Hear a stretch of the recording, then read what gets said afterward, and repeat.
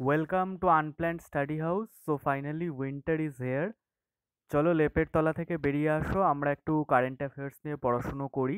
Already 3টে video current অ্যাফেয়ার্সের আমি upload করে দিয়েছি। আজকে বেস্ট অফ কারেন্ট অ্যাফেয়ার্সের এটা 4th ভিডিও। তো চলো শুরু করছি। LIC is going to buy majority share of IDBI Bank. IDBI ব্যাংকের রিসেন্টলি কিছু ফিনান্সিয়াল ক্রাইসিস চলছে, সেই জন্য এলআইসি এর 51% মেজরিটি শেয়ার কিনে নেওয়ার প্ল্যান করছে এবং মোস্ট প্রবাবলি খুব তাড়াতাড়ি সেটা কিনেও নেবে। এটা ছাড়াও যেটা আরেকটা নিউজে আছে, IL&FS বলে যে কোম্পানিটা আছে, infrastructure leasing and financial services, সেটারও ব্যাংক্রাপসি চলছে, সেটারও কিছু প্রবলেম চলছে ফিনান্সিয়াল। তো এলআইসি সেটাও হয়তো কিনে নেবে। তো আইডিবিআই অ্যান্ড IL&FS এই দুটোই হয়তো এলআইসির সাথে খুব তাড়াতাড়ি মার্জ হয়ে যাচ্ছে। নেক্সট আমরা যেটা দেখব সেটা হলো যে আমরা জানি যে আমাদের নর্থ ইস্টে মেঘালয়ের যে কেভসগুলো আছে সেগুলো কিন্তু অনেক পুরনো, নিয়ার অ্যাবাউট আমাদের স্টোন এজের সময়কার। তো আমরা যে জিওলজিক্যাল টাইম স্কেল মেনে চলি সেখানে একটা নতুন এজ যোগ হয়েছে, সেটা হলো মেঘালয়ান এজ। এটা গ্লোবাল পার্সপেক্টিভে ইন্ডিয়ার জন্য খুব একটা অ্যাচিভমেন্টই বলতে পারো, কারণ মেঘালয়ের নাম কিন্তু এখন গ্লোবাল টাইম স্কেলে জুড়ে গেল, যে একটা পার্টিকুলার যুগ বা পার্টিকুলার এজের নাম এখন হয়ে গেল মেঘালয়ান এজ।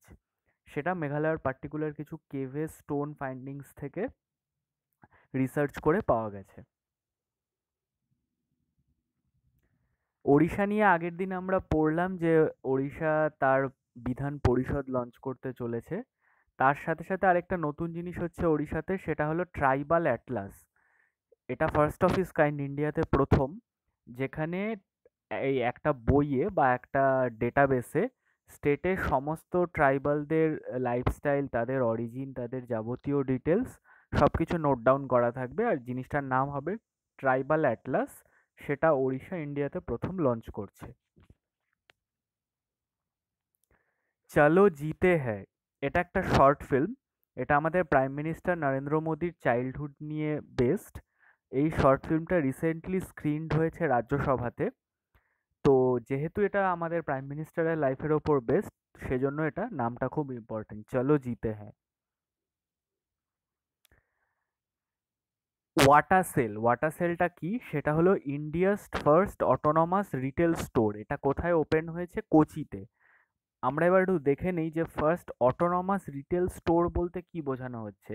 আমরা দোকানে যাই, দোকানে গিয়ে কি দেখি, একজন দোকানদার থাকে, সে আমাদের কাউন্টারে বসে থাকে। বা আজকের বিগ বাজারে গেলে ধরো শপিং অ্যাসিস্ট্যান্সের জন্য অতটা লোক না লাগলেও কাউন্টারে কিন্তু লোক থাকেন। কিন্তু এই ওয়াটারসেল বলে যে স্টোরটা খুলছে, এখানে কিন্তু কোনো লোক থাকবে না, দোকানটা ফাঁকাই থাকবে, পুরোটা আর্টিফিশিয়াল ইন্টেলিজেন্স দিয়ে কন্ট্রোল করা হবে। তুমি দোকানে যাবে, পারচেস করবে, কাউন্টারে যাবে, কাউন্টারে মেশিন রাখা থাকবে, সেই মেশিনে তোমার বিলিং অ্যান্ড অল যাবতীয় যা যা হয় প্রসেস সেগুলো হবে। তারপর তুমি দোকান থেকে বেরিয়ে আসতে পারবে। এবং কেউ যদি ভেবে থাকো যে কেউ তো থাকবে না, টোটালটাই মেশিন কন্ট্রোলড, আমি যদি জিনিসটার দাম না দিয়ে পালিয়ে আসি, সেটার জন্য আর্টিফিশিয়াল ইন্টেলিজেন্স সিকিউরিটি সার্ভেলেন্সের ব্যবস্থা রাখছে। তো এটা সম্পূর্ণ একটা নতুন প্রসিডিওর, এটা ইন্ডিয়াতে প্রথম লঞ্চ হচ্ছে। আর সেজন্য এটা খুব ইম্পর্টেন্ট। বিদেশে এরকম কিছু দোকান আছে, এটাতে যেটা হয় যে ম্যান পাওয়ারটা অনেক কম লাগে, সেভিংস হয় অনেক, পুরোটাই আর্টিফিশিয়াল ইন্টেলিজেন্সের ওপর বেস করে হয়। তো ইন্ডিয়াতে প্রথম হচ্ছে কোচিতে, নাম হচ্ছে ওয়াটারসেল। প্রচুর নতুন প্রেসিডেন্ট আর প্রাইম মিনিস্টার রিক্রুট হচ্ছে আমাদের আশেপাশের কান্ট্রিগুলোতে বা গ্লোবালি। সবগুলো আমাদের পক্ষে মনে রাখা সম্ভব নয়। আমরা এখানে দেখে নেব নিউ প্রেসিডেন্ট অফ মালদ্বীপস, তার নাম হলো ইব্রাহিম মোহাম্মদ সলি।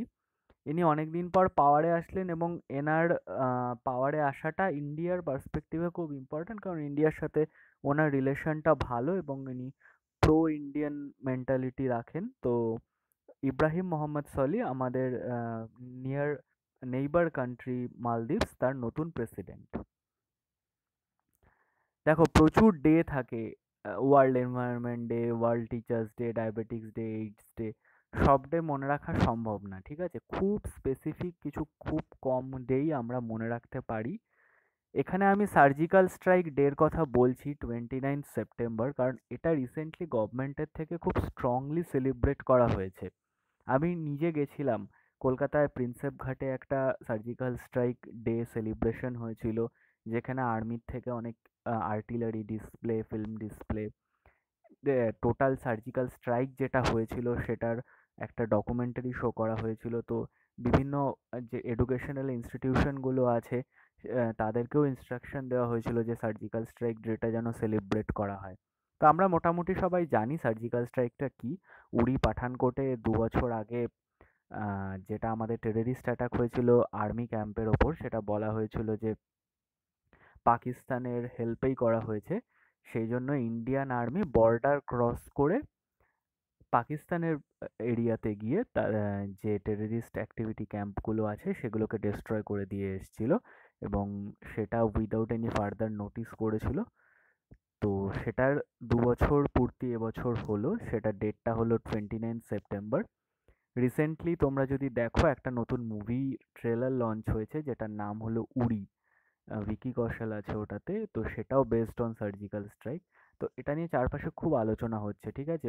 যারা ডিফেন্সের বড় বড় পার্সোনাল আছে তারাও স্টেটমেন্ট দিচ্ছে এটা নিয়ে যে গভর্নমেন্ট এটাকে যে এত ফোকাস করছে, এত পলিটিসাইজ করছে, সেটা আদৌ ভ্যালিড কি না। যেহেতু এটা খুব ডিসকাশনের মধ্যে আছে, সেই জন্য 29 সেপ্টেম্বর সার্জিক্যাল স্ট্রাইক ডেটা আমাদের মনে রাখা দরকার।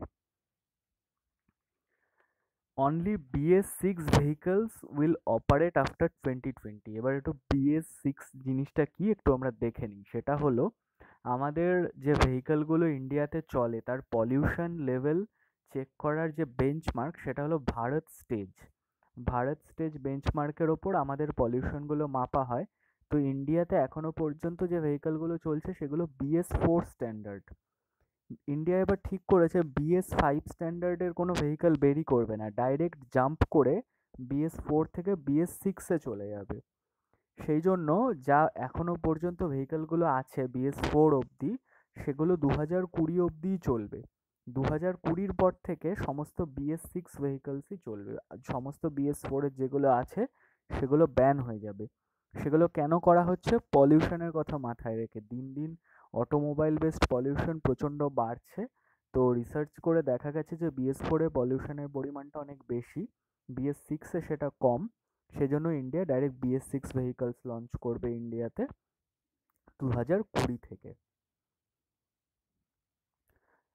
উনো কয়েন বা Uno coin, India's first cryptocurrency exchange in Bengaluru. আমরা বিটকয়েনের নাম সবাই শুনেছি, একটা খুব ফেমাস বলো, নটোরিয়াস বলো, কন্ট্রোভার্সিয়াল ক্রিপ্টোকারেন্সি। ক্রিপ্টোকারেন্সি জিনিসটা কি সেটা আমি পরে ডিটেলসে ডিসকাস করব অন্য কোনো ভিডিওতে। এখানে একটু হালকা করে বলে রাখি, ক্রিপ্টোকারেন্সি একটা ডিজিটাল মিডিয়াম যেটার কোনো সোর্স কেউ জানে না, যেটা কোনো পার্টিকুলার ব্যাংকের আন্ডারে থাকে না। ডিজিটাল পেমেন্টের একটা মিডিয়াম, একটা কারেন্সি। আমাদের যেমন রুপি, তেমনই এটা গ্লোবালি একটা ক্রিপ্টোকারেন্সি থাকে যেগুলো এনক্রিপ্টেড থাকে কোডের মাধ্যমে। এবং সেটাতে তুমি বিভিন্ন ডার্ক ওয়েব অ্যাক্টিভিটিসও চালাতে পারো। সেটাতে কিছুটা লিগাল কিছুটা ইললিগাল অ্যাক্টিভিটিসও হয়।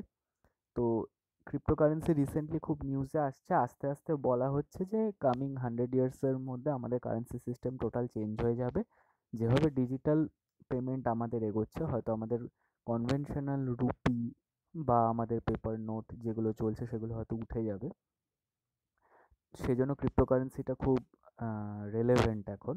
উনো কয়েন হলো India's first cryptocurrency exchange in Bengaluru, যেখান থেকে ক্রিপ্টোকারেন্সি ডেলিভার করা হবে। Amarkantak express of Chhattisgarh, first train to get pink coloured special women coaches. ছত্তিশগড়ের অমরকন্টক এক্সপ্রেসে কিছু কামরা পিঙ্ক কালার করা থাকবে, যেটা মেয়েদের জন্য স্পেশাল। তো এটা ইন্ডিয়াতে প্রথম যেটার জন্য এরকম এরকম পিঙ্ক কালারের কোচ করা হচ্ছে। দেখো আজকেও আমি যত স্লাইডস দিচ্ছি সমস্ত কিছু পিঙ্ক কালারের ওপর বেস করে দিচ্ছি। তো সেই পিঙ্ক কালারেই স্পেশাল উইমেন কোচ দেওয়া হবে। পিঙ্ক কালারটা আরও অনেক কিছুর সাথে অ্যাসোসিয়েটেড। ব্রেস্ট ক্যান্সার অ্যাওয়ারনেসেও পিঙ্ক কালারের খুব ইউজটা আছে। তোমরা যদি দেখো অস্ট্রেলিয়াতে যে শীতকালে টেস্ট ম্যাচগুলো হয়, ডিসেম্বরের সময় যে বক্সিং ডে টেস্ট হয়, ওখানে একটা পিঙ্ক টেস্ট হয়। সেখানে ব্রেস্ট ক্যান্সারের অ্যাওয়ারনেসের জন্য পিঙ্ক গ্লাভস ইউজ করা হয়। আবার আমাদের যে ডে নাইট টেস্ট ম্যাচটা হয়, অ্যাডিলেডে ডে নাইট টেস্ট ম্যাচ, সেখানে পিঙ্ক বল ইউজ করা হয়। তো পিঙ্ক কালারের অনেক সিগনিফিকেন্স আছে। তো আমরা প্রশ্নে ফিরে যাচ্ছি, সে অমরকন্টক এক্সপ্রেস অফ ছত্তিশগড় যেটা first train pink colour coach পেয়েছে। আজকের ভিডিও শেষ করার আগে তোমাদের জন্য একটা আমি প্রশ্ন রাখছি, এটা খুব রিসেন্ট নিউজ, আজকে সকালেই পেপারে এসছে নিউজটা। সেটা হলো ইন্ডিয়ার নতুন চিফ ইকোনমিক অ্যাডভাইজার কে? চিফ ইকোনমিক অ্যাডভাইজার একদম রিসেন্ট রিক্রুটমেন্ট হয়েছে। আর ইন্ডিয়ার ফিনান্সিয়াল কন্ডিশন এখন যা, সেটার জন্য চিফ ইকোনমিক অ্যাডভাইজারের পোস্টটা খুব ইম্পর্ট্যান্ট। কারণ ডিমনিটাইজেশনের এত বছর হয়ে যাওয়ার পর তার ইম্প্যাক্ট, সেটা ঠিক ছিল কি ভুল ছিল সেটা নিয়ে বড় বড় ইকোনমিস্টরা অনেক স্টেটমেন্ট দিচ্ছেন। আমাদের যিনি লাস্ট চিফ ইকোনমিক অ্যাডভাইজার ছিল, তিনি রিজাইনও করেছেন। তো এই পরিস্থিতিতে যিনি নতুন আসলেন তার নামটা জানাটা খুব দরকার। তো তোমরা আমাকে যে নতুন চিফ ইকোনমিক অ্যাডভাইজার আছেন তার নামটা জানাও, যিনি রিসেন্ট রিক্রুট হলেন। আর তার সাথে সাথে তিনি কাকে রিপ্লেস করলেন, এর আগে চিফ ইকোনমিক অ্যাডভাইজার কে ছিলেন সেটাও যদি জানো তো সেটাও আমাকে জানাও। এই দুটো ইনফরমেশন আমাকে জানাও, আমি তোমাদের কমেন্টের ওয়েট করব। ভিডিওটা ভালো লাগলে লাইক করো, তোমার বন্ধুদের সাথে শেয়ার করো। কারেন্ট অ্যাফেয়ার্সটা কুইজের মতন, যত বন্ধুদের সাথে শেয়ার করবে, ডিসকাস করবে, তত ভালো লাগবে। ভিডিওটা বন্ধুদের সাথে শেয়ার করো। কমেন্ট সেকশনে তো অবশ্যই কোয়েশ্চেনের অ্যান্সারটা দেবে, ভিডিও সম্পর্কে জানাবে, চ্যানেল সম্পর্কে জানাবে। আর আনপ্ল্যান স্টাডি হাউস আমাদের চ্যানেলকে সাবস্ক্রাইব করো, আমরা রেগুলার ভিডিও নিয়ে আসবো তোমাদের জন্য। পড়াশুনো করতে থাকো। টাটা।